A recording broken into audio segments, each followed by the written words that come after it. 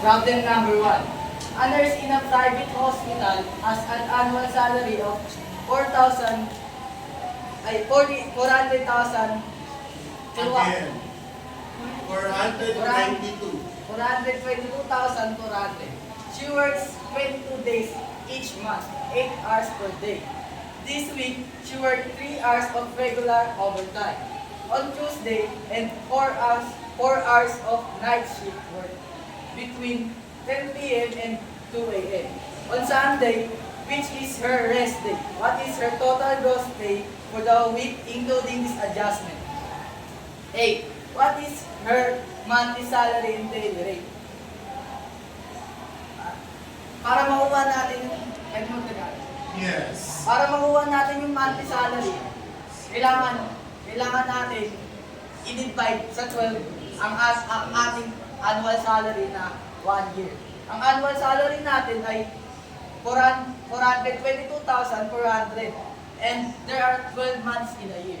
That makes us 35,200 every month. And the daily rate is i-divide natin yung monthly salary natin into 22 days kasi yung 22 days ay yung araw na nagtatrabaho siya. Yung 35,200 ay i-divide natin sa 22. That makes us 1,600 daily. And but B, what is her hourly rate? Yung hourly rate, para makuha natin ay yung daily rate na 1,600 ay divide natin sa working hours niya na 8 hours.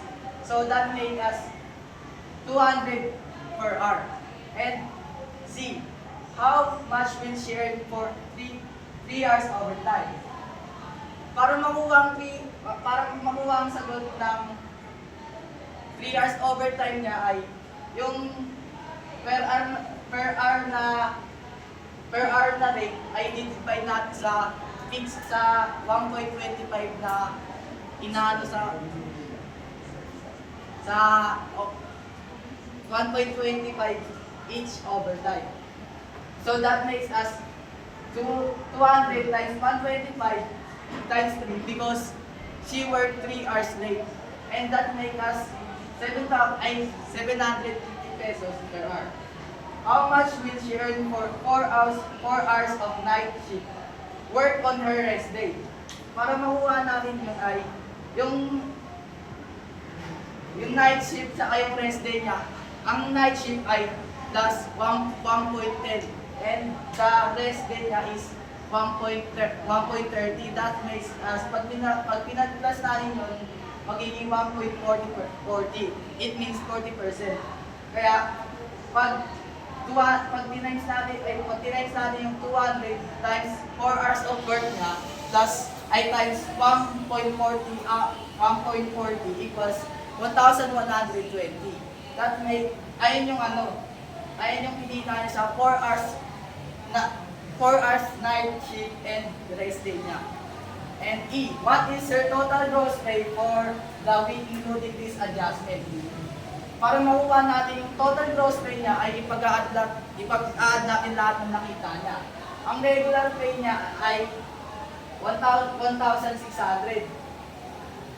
There are 5 working days in a week. Kaya 1,600 times 5 equals 8,000.